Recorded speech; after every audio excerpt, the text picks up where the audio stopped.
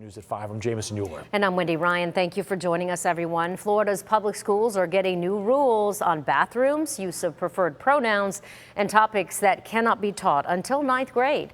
It all comes as the State Board of Education works in Orlando to bring districts in line with new controversial laws passed this year. Our Capitol reporter Forrest Saunders joins us live in Tallahassee to break it all down for us tonight. Forrest?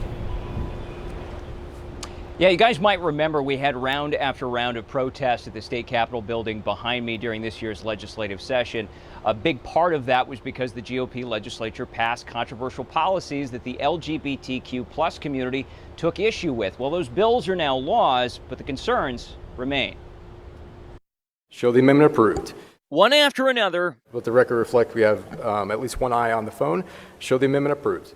The State Board of Ed approved several new rules Wednesday implementing those highly contentious new education laws lawmakers approved earlier this year. Show the bill passes. Show the bill passes. Specifically, the rules prevent teachers from using or asking students for preferred pronouns. They ban instruction on gender identity and sexual orientation through 9th grade, and by April of next year require districts to limit bathrooms and locker rooms to biological sex at birth. Half of you aren't even here.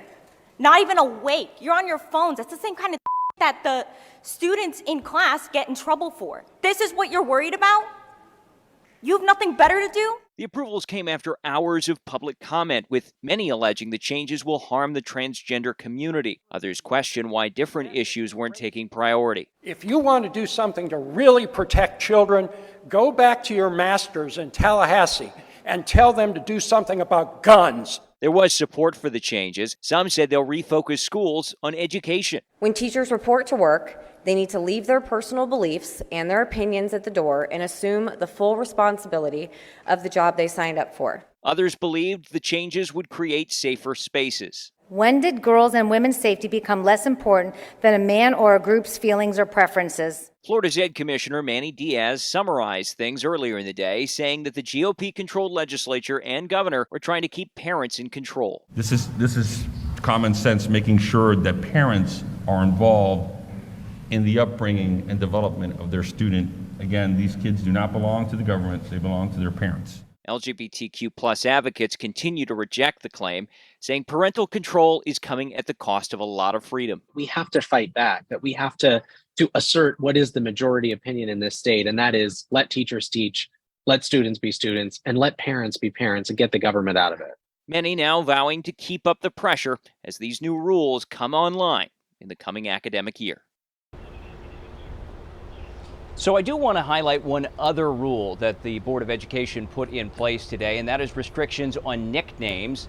Going forward, teachers are going to need to get a parent's permission before they can start referring to a student as something other than their legal name. Guys? Forrest, meanwhile, I know that those weren't the only topics education leaders covered during today's meeting. I understand the board also approved new public school standards for African American history. But there was some strong reaction to this, right? Yeah, absolutely. In fact, there was a unanimous vote on those new standards, but as it was happening, we were also hearing a lot of boos from the audience that was in attendance.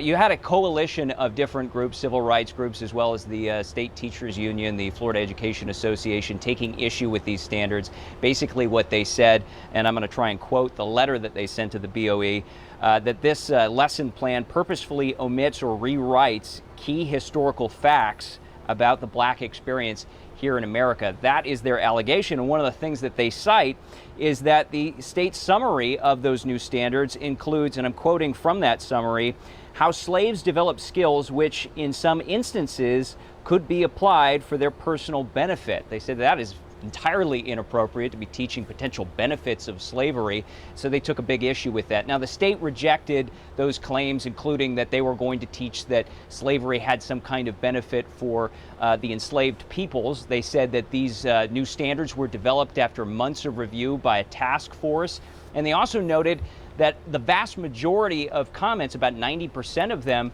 were, they say, positive feedback in public comments. So they say that they took the opportunity and time to get these vetted by the public, and they did their due diligence to meet state code and develop good standards for the state of Florida.